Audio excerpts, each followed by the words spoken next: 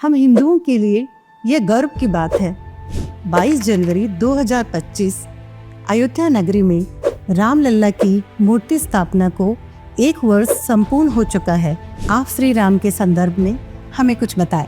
500 सालों से हमारे आराध्य देव टेंट में बैठे हुए थे। हमारे देश के प्रधानमंत्री आदरणीय नरेंद्र भाई मोदी जी का बहुत बहुत आभार और धन्यवाद करती हूँ। उन्होंने विशाल मंदिर का निर्माण करवाया। क्या आपके पिताजी को आभास हो गया था उनके पद चिन्हों पर चलते हुए राजस्थान की सेवा करेगी और देश की सेवा करेंगी? हाँ, बचपन से मुझे जरूर शौक था। तो हम ये देखते थे कि कोई व्यक्ति कितना परेशान होके आया है और पिताजी के पास होके बड़ा संतुष्ट होके जा रहा है। सांसद बनने पर आपको कैसा अनुभव या महसूस हुआ? हाँ, ये बात सही है ऑब्वियसली कि आपको कोई ज़्यादा जिम्मेदारी मिलती है तो अच्छा ही लगता है, लेकिन बहुत ज़्यादा इसलिए नहीं क्योंकि मैं शुरू से ही जन सेवा के कार्य करती रही हूँ। राइजिंग राजस्थान के कथन को हम आने वाले समय में किस रूप में देखेंगे और इससे जुड़ी योजनाएं, उनके बारे में हमें कुछ बताएं। प्रदेश के मुख्यमंत्री आदरणीय भजनलाल जी शर्मा का मैं बहुत बहुत आभार और धन्यवाद करती हूँ। हमेशा ये रहता है उनके मन में कि मेरे प्रदेश का विकास कैसे हो।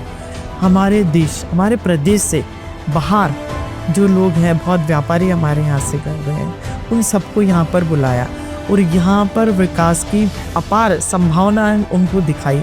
आपकी श्री कृष्ण कौन है मैम? सही पता है तो नरेंद्र भाई मोदी हैं और मैं हर व्यक्ति से सीख लेती हूँ। भारत दुनिया का सबसे युवा देश है। आप हमारे नौजवानों के भविष्य को किस रूप में देखती हैं? आज भारत युवा देश है, इसलिए पूरी दुनिया भारत की ओर देख रही है और इस चीज़ को हमारे आदरणीय प्रधानमंत्री नरेंद्र भाई ने अच्छे से पहचाना है। आप सांसद बनने के बाद अपने पुराने स्थान पर है। कई लोगों को देखा है पद मिलते ही राजकीय स्थानों पर प्रस्थान करते हैं।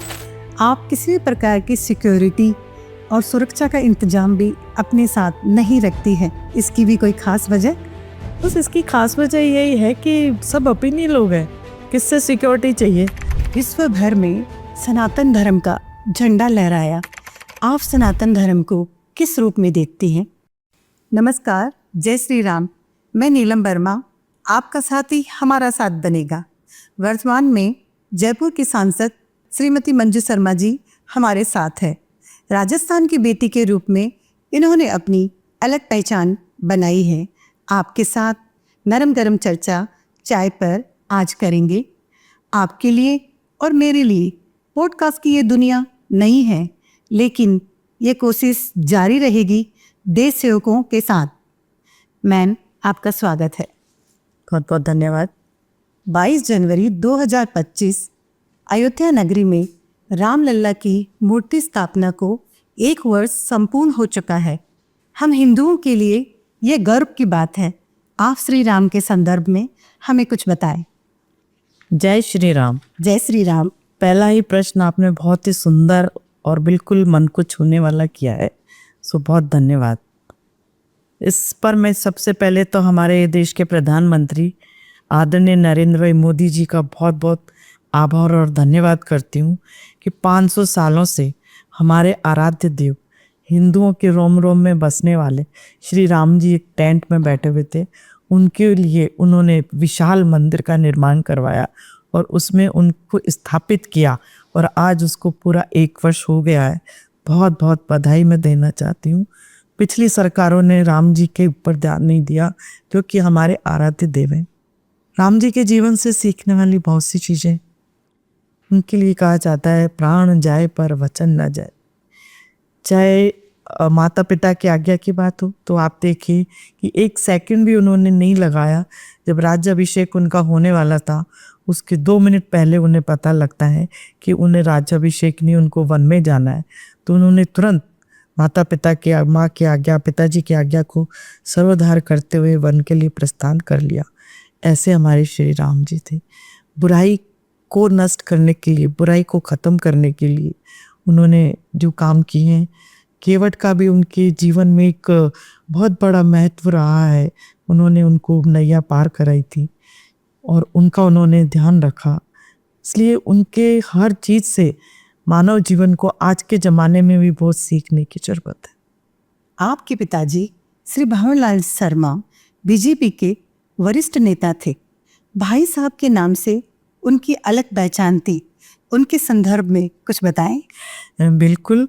मेरे पिताजी भंवरलाल जी शर्मा साहब 6 बार हवा महल विधानसभा से विधायक चुने गए। भैरव सिंह जी साहब की मुख्यमंत्रित्व काल में नेक्स्ट टू सीएम हुआ करते थे।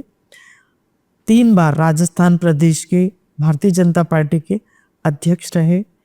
उनका स्वभाव, उनकी सादगी और लोगों में जो उनका ममत्व, हर एक के दुख में सुख में खड़े रहना, ये उनकी जो स्वभाव और जो आचरण था, इस आचरण और व्यवहार ने लोगों के दिल में उनके लिए जगह बनाई। और आज भी इतने सालों बाद, अब जब मैं चुनाव लड़ने के बाद फील्ड में जाती हूँ, कोई व्यक्ति मुझे ऐसा नहीं मिला जिसको उनके बारे में कहने के लिए कुछ ना हो। किसी ना किसी को कहीं ना कहीं कोई ना कोई संस्मरण उनके पास है उनके लिए कहने के लिए। इसलिए चाहे बड़े चाहे छोटे चाहे हम उम्र, सब उनको भाई साहब ही कहा करते थे। क्या आपके पिताजी को आभास हो गया था कि आप भी उनके पद चिन्हों पर चलते हुए राजस्थान की बेटी के रूप में राजस्थान की सेवा करेगी और देश की सेवा करेंगी?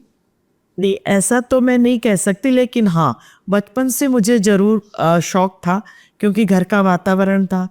तो हम ये देखते थे कि कोई व्यक्ति कितना परेशान होके आया है और पिताजी के पास होके बड़ा संतुष्ट होके जा रहा है, तो ये काम करना चाहिए अपने को भी। सबसे बड़ी बात तो ये कि मैं मेरे माता पिता को और आपके इस प्रश्न पर मेरे ससुराल वालों को भी मैं ज़रूर याद करूँगी और धन्यवाद दूंगी, क्योंकि जो हमारी संस्कृति और माहौल है उसमें बहुत ज़्यादा बच्चियों को इतनी लिबर्टी नहीं होती है। आज के मैं 60 साल पहले की बात करती हूँ, 55 साल पहले की बात करती हूँ, लेकिन मेरे माताजी पिताजी ने कभी मुझे रोका नहीं। पालन पोषण लड़कों की तरह ही जैसे भाइयों का था वैसे ही मेरा भी हुआ। और मैं सौभाग्यशाली हूँ, मैं कहूँगी, क्योंकि मेरे ससुराल में भी मुझे किसी ने राजनीति में काम करने से रोका नहीं। अब ये तो मैं नहीं कह सकती कि उनको आभास हुआ कि नहीं, लेकिन हाँ, शायद कहीं कहीं कहते नहीं थे, लेकिन उन्हें कहीं ना कहीं लगता होगा कि ज़रूर ये कुछ कर पाएगी। सांसद बनने पर आपको कैसा अनुभव या महसूस हुआ? हाँ, ये बात सही है ऑब्वियसली कि आपको कोई ज़्यादा जिम्मेदारी मिलती है तो अच्छा ही लगता है, लेकिन बहुत ज़्यादा इसलिए नहीं, क्योंकि मैं शुरू से ही जन सेवा के कार्य करती रही हूँ। और पिताजी के साथ भी अगर मेरे पास जिम्मेदारी थी तो भी, नहीं थी तो भी, तो मेरा जुड़ाव जनता से और कार्यकर्ताओं से बहुत है। तो बस सांसद बनने के बाद थोड़ी जिम्मेदारी बढ़ी है। और जहाँ तक खुशी की बात है, तो जब थोड़ा सा आपको कहीं प्रमोशन होता है तो ऑब्वियस और खुशी से ज़्यादा जिम्मेदारी है। बिल्कुल सही। आपका जन्म कहाँ हुआ? मेरा जन्म बिल्कुल जयपुर में हुआ और घर में हुआ। ओके। और आपकी स्कूली शिक्षा के बारे में कुछ खूबसूरत यादें बिल्कुल जो आपको याद? हाँ, बिल्कुल। स्कूली शिक्षा मेरी गवर्नमेंट स्कूल में हुई। हमारे घर के पास ही हमारा स्कूल था। तो जब प्रेयर की, जो आजकल तो पता नहीं स्कूलों में प्रेयर होती है कि नहीं होती है, हमारे ज़माने में तो प्रेयर हुआ करती थी। तो बैल सुन के और हम स्कूल चले जाते थे। और मैं बास्केटबॉल प्लेयर रही हूँ, तो खेल से भी मेरी जुड़ाव है, अभी भी है। अभी भी कहीं बॉल दिखती है तो लगता है कि एक बास्केट तो कर ही लूँ कब से। क्या स्कूल में भी एक बार का अगर आप पूछती हैं वाकया, तो मेरी बहुत सी फ्रेंड्स रही हैं हमेशा। एक बार हम 11th में थे, तभी होम साइंस मेरे पास सब्जेक्ट था, तो उसका प्रैक्टिकल होना था जिसके मार्क्स काउंट नहीं होने थे। तो हमने निर्णय किया, मतलब हमने क्या, मैंने ही कहा इनका प्रैक्टिकल नहीं देंगे अपन, तो नहीं दिया सबने। और उसका फल ये हुआ कि हेड मिस्ट्रेस के प्रिंसिपल के ऑफिस के सामने सबको सजा पड़ी। सबने बिना ये बताए कि इसने कहा था, सबने अपनी सजा स्वीकार करी और 2 घंटे हम ऑफिस के बाहर खड़े रहे। आपके दोस्त बहुत अच्छे थे? हाँ, मेरी फ्रेंड्स बहुत अच्छी थी। राइजिंग राजस्थान के कथन को हम आने वाले समय में किस रूप में देखेंगे, और इससे जुड़ी योजनाएं जो आ रही है उनके बारे में हमें कुछ बताएं। बिल्कुल, ये हमारे प्रदेश के मुख्यमंत्री आदरणीय भजनलाल जी शर्मा का मैं बहुत-बहुत आभार और धन्यवाद करती हूँ कि उन्होंने राजस्थान के विकास के लिए चिंता की और चिंता के साथ-साथ हमेशा ये रहता है उनके मन में कि मेरे प्रदेश का विकास कैसे हो। सो उन्होंने राइजिंग राजस्थान का एक कार्यक्रम आयोजित किया और उसमें हमारे देश, हमारे प्रदेश से बाहर जो लोग हैं, बहुत व्यापारी हमारे यहाँ से गए हुए हैं, बाहर जाकर के उन्होंने प्रवासी राजस्थानियों को बुलाकर, बहुत बड़े बड़े घरानों में, उद्योग घरानों के लोग हैं, व्यापारिक घरानों के लोग हैं, उन सबको यहाँ पर बुलाया और यहाँ पर विकास की अपार संभावना उनको दिखाई और काफ़ी सारे MOUs भी वो हुए हैं। तो ऑब्वियस है, जब हमारे यहाँ उद्योग लगेगा तो हमारे यहाँ बच्चों को रोजगार मिलेगा, शिक्षा की बढ़ोतरी होगी, शिक्षा मतलब हर एक क्षेत्र में, शिक्षा में, रोजगार में, पर्यटन में, कौशल विकास में, सभी। और मैं भी उस मीटिंग का हिस्सा बनी थी, सो मैंने भी सुना सब लोगों को और सबका मन ये था कि राजस्थान के विकास में हमारा पूरा पूरा योगदान रहेगा। जब हमारे यहाँ सड़कें अच्छी होंगी, सबसे बड़ी बात है कि किसी भी प्रदेश का विकास तभी होता है जब आवागमन के साधन अच्छे हो मिले सही विकास के लिए, क्योंकि बाहर से माल आना भी है और बना हुआ माल जाना भी है।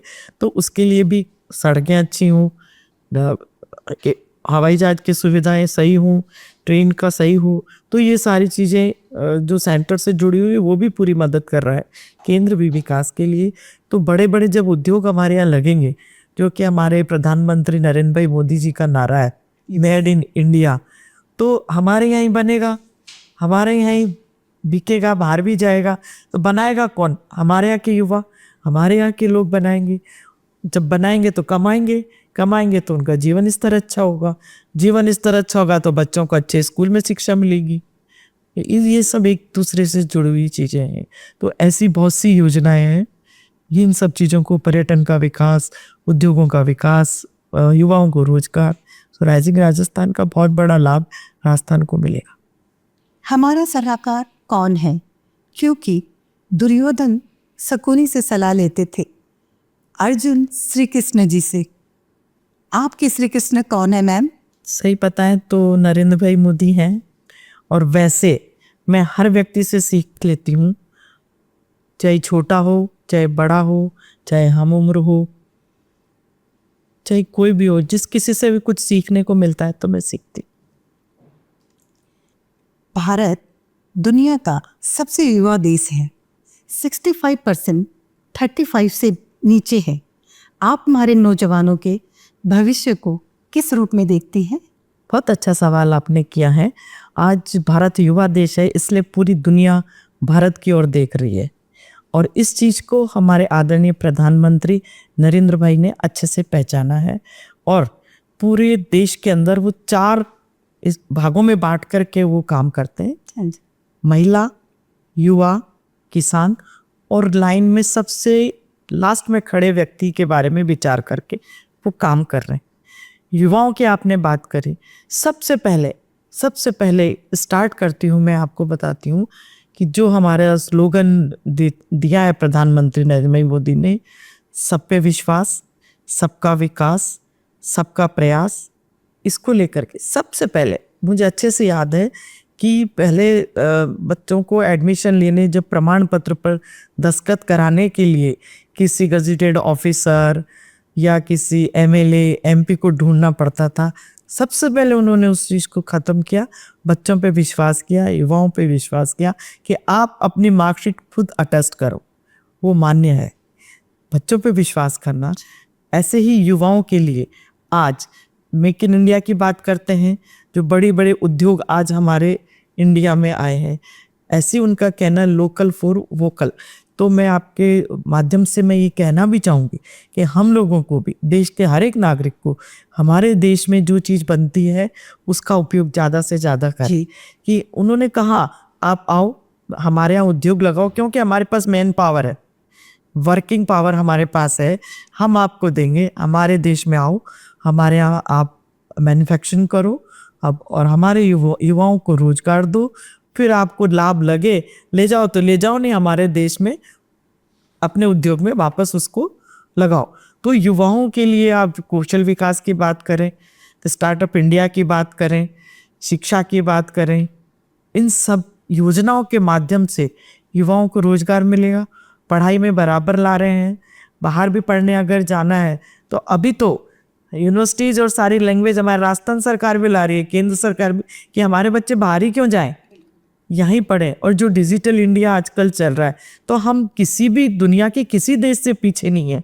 आज जो पहले हमारा भारत विश्व गुरु था, आज हमारे प्रधानमंत्री नरेंद्र भाई मोदी ने ये दिखा दिया कि भारत विश्व गुरु था, है और रहेगा। बिल्कुल, कहने का मतलब है युवाओं की प्रगति ही देश की तरक्की है। मैम, जयपुर की ठंड, जयपुर की सर्दी के साथ एक चाय के साथ रैपिड फायर राउंड आपके साथ हो जाए। जरूर। आपका फेवरेट सॉन्ग?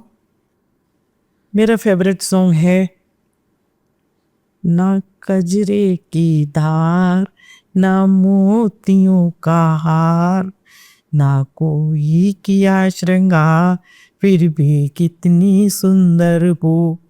गला ऐसा खराब है, हम नारे लगाने वालों से गाने मत गवाओ। आपका फेवरेट फूड? मिठाई में बताऊं कि किस में? खाना खाना तो दाल रोटी अच्छी सबसे बढ़िया। आपकी फेवरेट स्वीट? मोहनथाल। आपकी फेवरेट ड्रेस?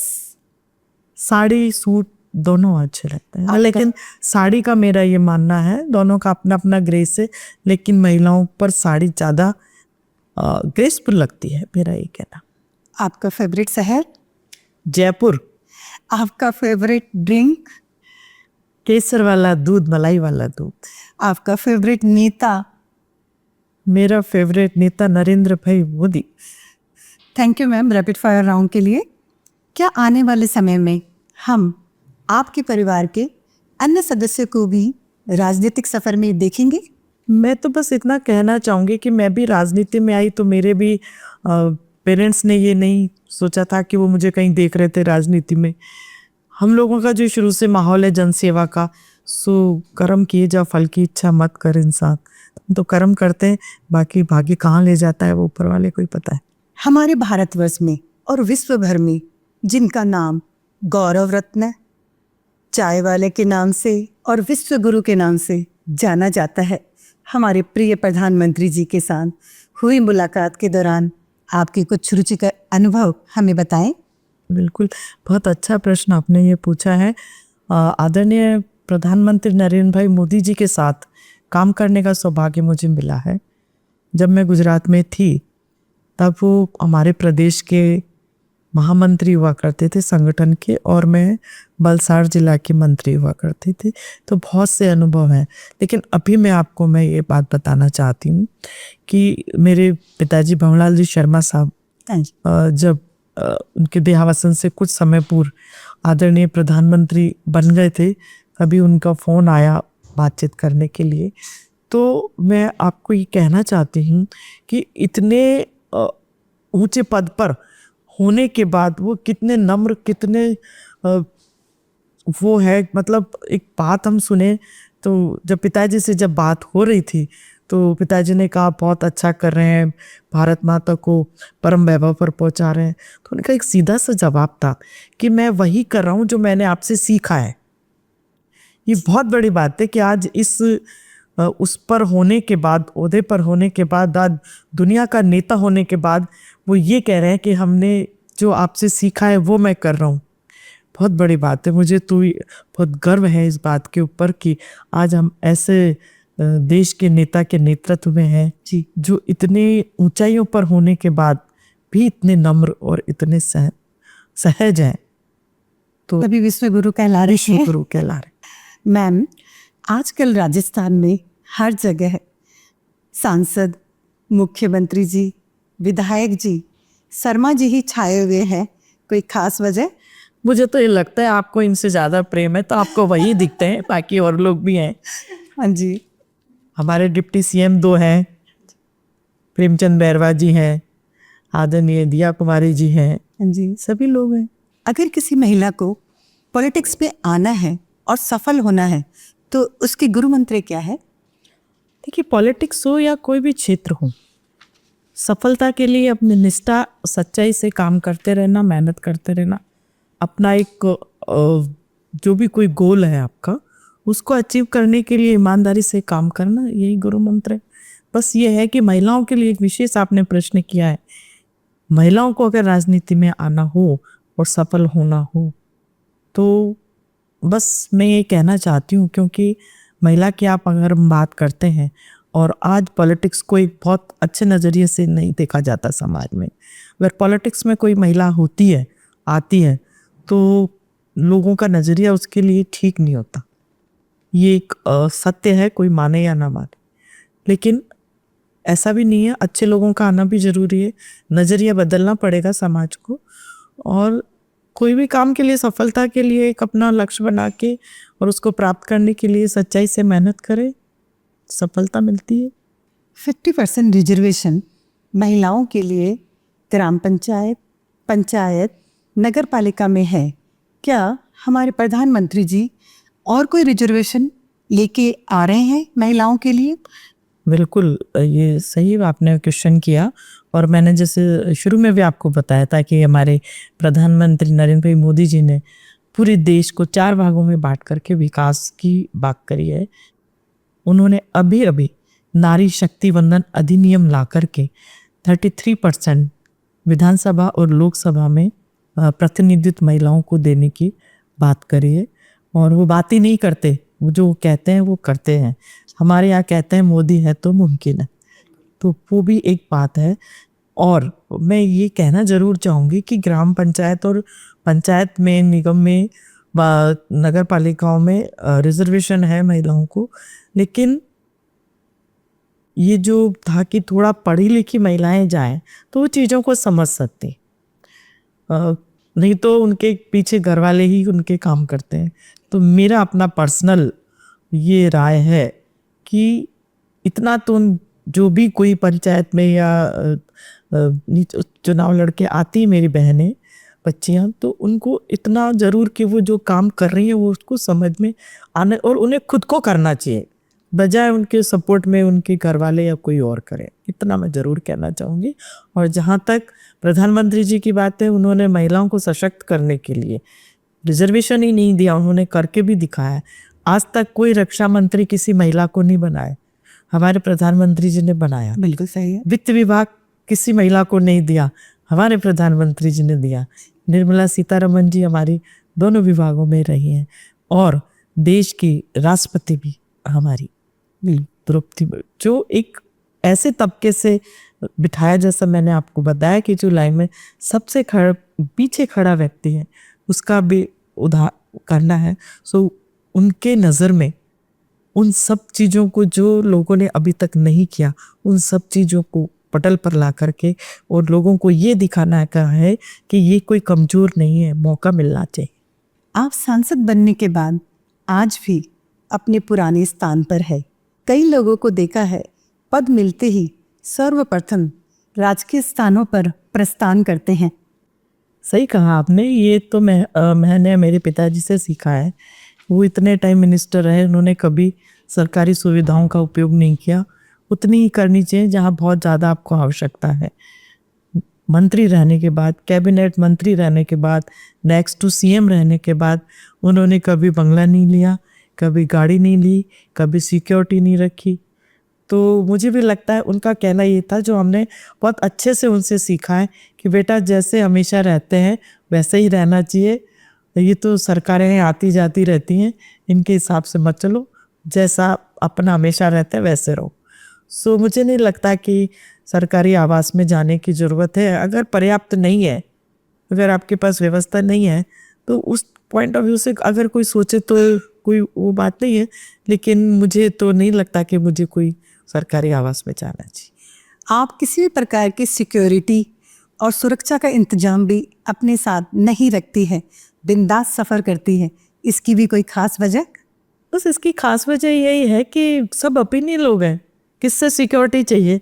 सब मेरे परिवार के लोग हैं। जयपुर शहर ने मुझे जो प्यार दिया है उसमें किसकी सिक्योरिटी की ज़रूरत है? कोई सिक्योरिटी की मुझे लगता नहीं है। आप जनप्रतिनिधि हैं, अगर सिक्योरिटी रखते हैं तो होगी कोई ख़ास वजह, लेकिन मुझे नहीं लगता कि मुझे रखनी चाहिए। इसलिए मैं नहीं रखती, अपने के बीच में रहती हूँ। जी, आपने अभी तक कोई फॉरेन ट्रिप भी नहीं किया मैम, इसकी भी कोई वजह? बिल्कुल वजह है। हमारे आदरणीय प्रधानमंत्री नरेंद्र भाई मोदी जी कहते हैं पहले अपना देश घूम, क्योंकि हमारे देश में ऐसी ऐसी जगह है जो विदेशों में भी आपको देखने नहीं मिलेगी। तो पहले अपना देश घूम लें, तब देखेंगे कंपैरिजन करके कि हमारे यहाँ ज़्यादा अच्छा है कि कहीं और अच्छा है। तो मेरा तो सभी को ये है कि अपना देश घूमे। और मैं वास्तव में अभी कहती हूँ, मैं अभी लक्षद्वीप जाके आई, हाँ जी, इतना सुंदर जगह है, इतनी सुंदर जगह है, मुझे नहीं लगता कि किसी विदेश में ऐसी जगह होगी। और सबसे पहले तो अपना घर सबसे अच्छा है। सही। श्री राम से चर्चा शुरू हुई, श्री राम से ही जुड़ा मेरा अंतिम सवाल। श्री मोदी जी के शासनकाल में रामलल्ला अयोध्या विराजमान हुए, घर घर भगवा फहराया गया, विश्व भर में सनातन धर्म का झंडा लहराया। आप सनातन धर्म को किस रूप में देखती हैं? बिल्कुल, बहुत ही अच्छा आज के परिप्रेक्ष्य में आपने सवाल किया है। हमारा जो सनातन धर्म है उसमें कोई तो विशेषता है। हम वासुदेव कुटुंबकम की बात करते हैं, हम सभी सुखी रहें उसकी कल्पना करते हैं। और हमारा धर्म भी यही कहता है कि चाहे हमारे अड़ोस पड़ोस में कोई भी हो, वो भी सुखी ही रहना चाहिए। हम जब कभी भगवान से प्रार्थना करते हैं तो भाई सबकी रक्षा करना, सबको अच्छा रखना, सबको सुखी रखना। हम उस सनातन और उस धर्म के उसको मानने वाले लोग हैं। तो कहते हैं ना कि कुछ तो है हमारे धर्म में जो मिटता नहीं, हस्ती हमारी मिट गए रोम यूनान सारे, पर हम नहीं मिट पा रहे। उसका यही कारण है कि जन जन में हमारा सनातन बसा हुआ है। चाहे हम बात करें हमारे गायत्री माता का एक ओम भूर्भुवः स्वः तत्सवितुर्वरेण्यं भर्गो देवस्य धीमहि धियो यो न प्रचोदयात्। तो हमारे यहाँ तो ऐसा है। अब अभी भी आप देखेंगे कोविड का जब समय गया, हमारे यहाँ तो हमने हमारे लोगों को तो सेफ किया ही क्या, आदरणीय प्रधानमंत्री नरेंद्र भाई मोदी जी ने जो विश्व में अपने अपने धुरंधर देश माने जाते थे उनकी भी व्यवस्था हमने की। बिल्कुल, हम इसी सनातन के, इसी धर्म के लोग हैं, इसी को जीते हैं, इसी में रचते बसते हैं। हमारा सनातन तो हमेशा अमर है। बिल्कुल सही। सत्य के मार्ग को अपनाना ही सनातन धर्म का रूप है। पद बदला, परिस्थिति बदली, व्यवस्थाएं बदली, लेकिन श्रीमती मंजू शर्मा जी का स्वभाव आज भी एक साधारण महिला जैसा हमने पाया है। आपने हमारे लिए यहाँ समय निकाला, आपका बहुत बहुत धन्यवाद। आपका नीलम जी बहुत बहुत धन्यवाद और शुभकामनाएं। आपके पॉडकास्ट के क्षेत्र में आपने का पहला कदम आपको सफलता दे। आपके शुभकामना ये है कि आप और भी इससे आगे बढ़े। आपने जो मुझे बुला के यहाँ मेरे मन की बातें सुनी, उसके लिए आपका बहुत बहुत आभार नीलम जी, बहुत बहुत धन्यवाद। धन्यवाद। जय श्री राम। जय श्री राम।